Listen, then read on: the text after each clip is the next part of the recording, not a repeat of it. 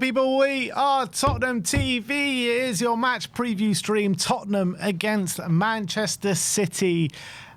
Big game this weekend in the Premier League. Big game down at the bottom. Even bigger game up at the top of the Premier League. It's a tough away game for us this weekend. Oh, don't start with that again. Don't start with that again. I'll ask you the question on the match preview when we get there in just a moment, but we've got some transfer news to speak about, and let's get into that first and foremost, as we'll speak about Randall Kolo Muani. Fabrice Hawkins says that Randall Kolo Muani has never tried to force his way out of Tottenham Hotspur in order to join Juventus. It is not true. So, we saw him being a bit disinterested over the last couple of games. He looked back interested. Yeah, he could have fooled me. Yeah. He looked back interested a little bit in the game in the Champions League midweek. There has been reports saying that he has been trying to force the move. Do you reckon maybe he did say he wants to leave and then the move has kind of not been available to him and it's just saying, yeah, I've never forced the move? Yeah, potentially. Who knows? It looks like maybe the Juventus deal is a bit dead at the moment, so maybe he's thinking, I just got to make use of what I've got at the moment. And yes, it's not really worked out since he's come here, and especially in the Premier League, he's struggled. In the Champions League, he's actually been all right in most games, but in the Premier League, just like Tottenham, I guess, he has definitely struggled. But yeah, I think at this moment in time, he's obviously not going to go back to PSG and just sit on the bench or not be included. So he'd rather have a go at it at Tottenham rather than, if the move's going to fail, then maybe he's kind of backtracking on wanting out. I'm sure if there was a serious offer on the table from Juve and it was just a case of whether he wants to go or not, he'll probably go. But at the moment, maybe that's just not the case. Yeah, there was just so many moving parts to this deal if it was going to happen as well. Spurs and PSG had to come to an agreement. PSG and Juventus had to come to agreement, and the reports were saying there's frosty relationships there, and also Spurs had to find a replacement as well. So it's just like, it felt like it was just too much to happen. At the moment, we're all begging for Juve to be drawn against us in the round of 16 at the moment, because Randall is guaranteed a goal. Yeah, you know what? I want Juve now. Now Randall's staying. Give us Juve, man. Guaranteed quarterfinals. Give us Juve. Come on. And give us PSG in the quarters. I think the glitch we have to just take advantage of, we got to sell Muani to every team we're playing against and load him back for each game, and then he'll be top goal scorer. I'm in, man. I'm in for that. I'm in. It is quite mad that is literally the only teams that he can score against, the teams that he's used to play for or currently does. Such an odd thing, such an odd quirk with him. But yeah, look, we need to see better performances from Randall, particularly in the Premier League, and hopefully it can start this weekend. I doubt he'll start this weekend though. No, but hopefully he can build off the goal he scored, and he looked a bit better against Frankfurt as well. With obviously, there's a lot of talk about him looking disinterested in his body language and whether he wants to be here. But as well, he has only obviously been in the Premier League for 6 months. It can take a while for players to acclimatise to the Prem. We have seen that with lots of players. So I think he is going to be here from now to the end of the season. We just got to make our peace with that, and hopefully we can. Look, I think there is a good player in there. I think we all know that, and hopefully we could just find a way of getting the best out of him. Yeah, and look, the reality is we're going to need him, particularly over the next couple of weeks. Frank did mention in the press conference, Richie could be one of the earlier ones back out of the guys that are out injured. He said him and Porro are the next ones back. So that will ease the burden a little bit, once we... Is it possible that Spurs could have 3 fit strikers? No, never seen the likes. It's about to break down. So, no, definitely not. We're not going to have 3 fit strikers. It's just never going to happen at this club. So... don't even try and get your hopes up, I would say. Oh, God. Let's move on to the next one. And Miguel Delaney says that Tottenham are exploring move for Moussa Diaby. Diaby is open to returning to a Champions League club. Inter Milan are considered the favourites and had been close to agreeing a deal. Fabrice Hawkins says that Diaby has made Inter Milan his absolute priority. So if a move doesn't materialise for Inter Milan and Spurs could push the button on Moussa Diaby, would you want him? I really liked him when he was at Leverkusen. Yeah. I remember he was really highly thought of. He went to Villa. Didn't set the world alight, but he was pretty good, I would say, at Villa. I remember him and Leon Bailey on either wing, and they were doing quite well that season. I think that was the season they pipped us to 4th, wasn't it? When we had Ange in that first season. Yeah. And he did quite well. Wasn't like amazing, but he did quite well. But it's very up and down, wasn't it? Yeah, it was kind of inconsistent. I think he started really well and then kind of tailed off a bit. Obviously, a player with a lot of pace, more of a forward than a winger, I would say. Very similar kind of profile to Brennan. I would argue. Probably a bit better on the ball, better dribbling kind of thing. He was a good player. He is a good player. I don't know how he's done at Saudi. I haven't really been keeping up with him. So last season in Saudi, he got 14 assists and 5 goals. This season, not so good. 17 games, 2 goals, 5 assists. I think the big problem with this transfer, as with every player you look to sign from Saudi, is they've got a massive wage packet and they have no, they've got tax, the tax laws are very different. So they pretty much get all of it. Whereas here you lose 40, 50% of your wage. So I don't know how much he's on, but he's going to have to pretty much take a pay cut if he's coming here. Unless he comes on loan and we pay half and Al-Ittihad pay half or whatever it is. He's on 130 grand a week. Yeah, but that means that's full. He gets the full package. He gets the full. So we would have to pay 260 for him to get the reality is though, if he is dead set on leaving, he ain't going to get that at Inter Milan either. So so he's going to have to take a wage decrease regardless. Right. So he probably will end up staying. Is my point. Well, I think the whole point of it is that he wants to leave. I think that's what people are saying. Yeah. Well, let's see how badly he wants to leave. Yeah. You know what I mean? So there's one thing saying, I would like a move, but you ain't going to get the same wages here. Is he worth those wages as well? He's not a player who I think he probably improves the forward options 100%. Is he an incredible player? No, but he's a good player. And he's probably an upgrade on Brennan, I would say. I would say he's probably a better player than Brennan. Will there be better players available in the summer? I'm pretty sure of it. But he's a good player. He comes in as probably one of our best wingers. I'm not even saying, that he's amazing, but, obviously the wingers that we have available aren't great either. So, Odebear is starting to make a name for himself, but Diaby's better than Odebear right now. I think a loan deal makes the most sense here. I don't think I'd be spending big transfer fees and big wages on him because you could find out in 6 months' time or a year's time that he's surplus to requirements. But I actually think under Frank as well, he wants more players running in behind. He said that consistently, and I think Diaby would definitely do that. He's definitely that kind of player. Good in front of goal as well. I remember for Leverkusen, he scored quite a few goals. So, good player. I would be excited if we got him in. I just don't see it happening. I think the financials involved in a permanent signing would be too much. Yeah. Look, we'll see how it progresses, but I agree. Don't really see. Thing is, we say we don't see this happening. Do we see anything happening from now to the end of the window? It's just it's such dry lands. Yeah, I think a loan deal between now and the end of the window is the only one that makes sense because Frank has been very adamant. We've got to make good long-term decisions and not think too much on the short term.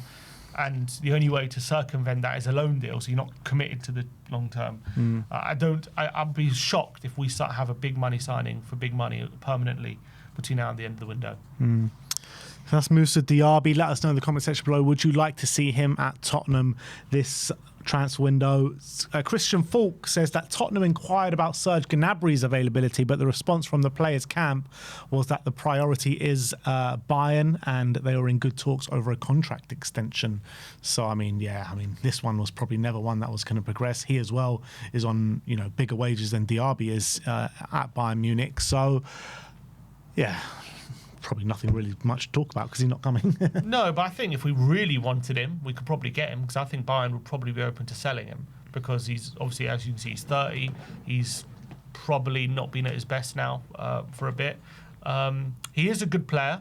Again, another player that improves us. But again, if you wanted him permanently, signing a 30-year-old for a decent fee who's going to be on big wages is just not the way forward, and he could be declining very quickly. So I like him, and he, if we for the next 6 months, would have a very good player there. But in terms of the long term, it's just not smart business. Again, if I was to get him, it would only be on loan. I'll take a loan deal. Unless they extend his contract and loan him out, they're not going to do that because his contract does currently run till the end of the season.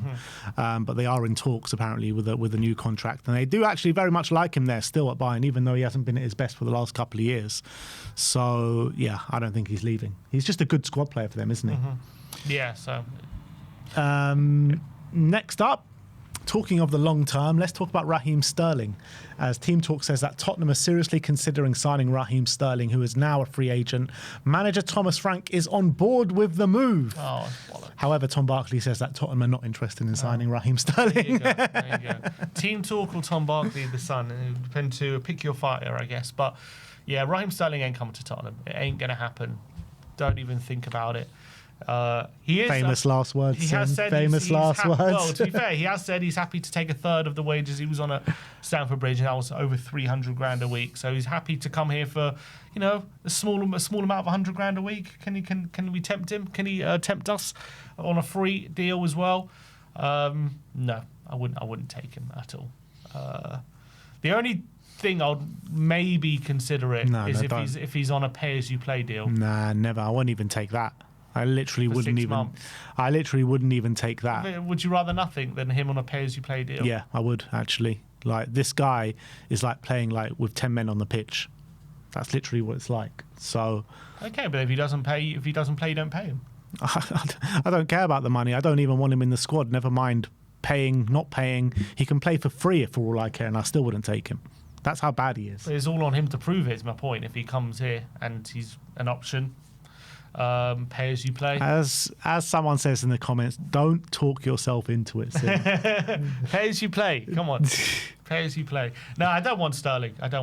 Not even on a pay as you play. He would be literally last minute of the deadline. We've got a deal sheet ready. We've got no other option. It's either him on a pay as you play or nothing. I might consider it. I wouldn't. I would not even consider it. I'd rather no option than Raheem Sterling.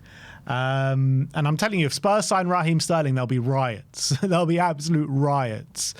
Next one, let's talk about Radu Dragusin. As Calcio Mercato said that AC Milan have held lengthy meetings with the representatives of Tottenham Hotspur defender Radu Dragusin. The centre-back is also wanted by Roma and Napoli and could still be on the move before the deadline slams shut on Monday. I mean, I just can't believe that we're going to sell him now. No. I think if we were going to sell him, it would have been earlier in the window. There's been talks about it all window. We just can't let him go. Like, we just can't put ourselves in that position. Especially now, we've moved to the back three. We're going to need every centre-back available. I know Paulini has been an option there. Doggy's even played in the left centre-back, but obviously he's our wing-back now because we've got Porro injured. So I can't see Dragusin leaving. I can't really see Tottenham moving for a centre-back between now and the end of the window. It's just a headache we don't need. We've got Dragusin there. I know he wants to play, and I know he wants the game time. And I feel for him. I understand that, given that he's had a big injury, and it will accelerate, him being back to his best if he just gets some consistent game time. But we can't afford to lose him right now. So the only frustration for him is he going to be put back in the Champions League squad now that he's out of it, and we've only got 3 changes. So we risk keeping him around and him not being in the Champions League squad. But look, needs must. We need him. We're not going to be scrambling around for a centre-back right now. So, yeah, I don't think he's going anywhere. Do you think that we do put him back in the Champions League squad? Because if we're going to persist with this 3 at the back till the end of the season, then he becomes quite important for us. Absolutely. It just depends on, let's say, I don't know if the Robertson thing gets resurrected. Gallagher's definitely one who's going to Let's say we don't make any signings from now until the end of the window. Then he gets put in. Yeah, for me, it's Dragusin, Gallagher and Tell. Yeah. Those are the 3 that I've got to come back the other in. Options, Basuma, Kulusevski, Maddison, but I don't think I'm going to put any of them in. Yeah. So, yeah, I think those 3 get put in. The thing is with Radu, like, obviously we haven't seen him for a long time because of the injury and everything like that, but I've said it time and time again, I think he can be a really good player for us in the system and the way that we play under Thomas Frank. I really do. Yes and no. I think he still has those deficiencies on the ball, and I think being in a back 3 will help him, to be honest. But Danso has those deficiencies on the ball, and he puts in quite good performances for us. And I think he's better on the ball than Dragusin, though. You think so? Oh yeah, definitely. He's definitely better on the ball. Dragusin is really bad on the ball. Like, Danso's just like average, but Dragusin's like actively bad, from what I've seen anyway, so far. So I think he'll probably be better for Frank than he would be for Ange, and I'll be excited to see what kind of level he comes in back in at. But yeah, I don't know. I don't know how good he will be in terms of like doing what Romero does, or even Van de Ven's improved on the ball. So I think it will help him though being in a back 3 because he has more options. Yeah. So I think we even saw Paulinho. He looked a lot better on the ball, being in that position. So I think it will definitely help Radu than what he was playing before, because before he was literally in a back two, like he had to be. He had to be very good on the ball, and he just isn't. And now I don't think he has to be that good, but he's still bad. So. Like, we've seen him have some really good performances at Spurs. I remember when we went to the Etihad and he was at the back. You know, he put in a monstrous display that day. Mm-hmm. So I think in the games where it's like a kind of backs against the wall job against like the top sides, like he's a proper defender. You know what I mean? So I think he can hold his value massively. And last but not least, let's talk about Matisse Tel, as there's been big rumours about Matisse. Obviously, we've spoken at length about the treatment of him by Thomas Frank at the club this season. And Kerry Hall, which is a reliable German journalist, says that Matisse Tel will stay at Tottenham. Tel has not been given the permission to leave, neither for a permanent transfer or a loan. Paris FC and several clubs from England and Spain have expressed concrete interest in Tel, but without success. And yeah, look, makes complete sense. Yeah, definitely. I wouldn't sanction a move for Tel at the moment. I think he's playing well. I understand his frustrations. He might want to move for himself. There's some suggestions he wants to move maybe to get in the World Cup squad, but I just don't think he's going to get it anyway. But regardless, obviously he's a talented young player. He believes in himself. Maybe he feels like, go somewhere, if I smash it out, maybe I can sneak in. But I think it's probably at this point fanciful thinking. I think he's just got to keep doing what he has been doing, get his head down, work hard, and work your way into the team. And look, for me, I understand his frustration because he's played well and continually overlooked, and Frank has not been treating him that well. But for me, I think if he keeps going in the trajectory he is going, look at Odebear, he's like flying at the moment, and hopefully Tel can find his way back in the team and make himself undroppable. And I'm not saying he hasn't done that, like, obviously he's been good, but he hasn't been, incredible, but he's been good. I think it's been unfair, the amount he's been sidelined, given how good he's been. But it's just his job to muscle his way in that team and make himself undroppable. And I also think in this 4-3-4-3 formation, it could suit him as well, getting a bit more inside and a bit closer to goal as well. The thing is, right, with the kind of way Odebear's playing, Javi as well, where does he actually fit in that 3-4-3 if we're gonna persist with Javi and Odebear? Yeah, at the moment they're ahead of him, but if he gets his chance, I think this formation could suit him. And I think he's the one. Instead of who? Who would you play him instead of? I think he's the one in that formation I think could be more of a goal threat than the other two as well. But those two are creators in the inside channels, so they're doing well at the moment. They're combining. But I think Tel could suit that. I really do. I think Tel could suit that role. Obviously, they're ahead of him, no doubt. I'm not saying start Tel on Sunday. I'm just saying if he gets his opportunities like he should do, and he takes them, I think that role could suit him. Would you consider? I know, obviously, we'll probably persist with Dom Solanke, but with what Tel brings in potentially running in behind, could it be a good option for this weekend in the 9? I wouldn't start him, but yeah, I think he could be. I actually think as well in the 9. In this formation would suit him a lot more as well. That's what I'm saying. Then he's playing the 4-2-3-1, and again, very isolated. When he's got him next to Xavi and Odebear, it could really suit him. But yeah, I wouldn't start him this weekend. All right, well, that is your Tottenham update for today. Hopefully we get some more news, but as the hours pass, as the minutes progress, it does seems that Spurs aren't getting anyone in this transfer window, but let's hope I'm wrong. Last year was the same, wasn't it? Albeit we were probably more desperate in January for signings, but last year it was the same. The days and ticked away. You had Ange in his press conference saying you're playing with fire if you don't bring anyone in, and then I think on deadline day we picked up Danso and Tel, didn't we? So it can happen very quickly. Yeah, absolutely. So let's see what happens. But anyway.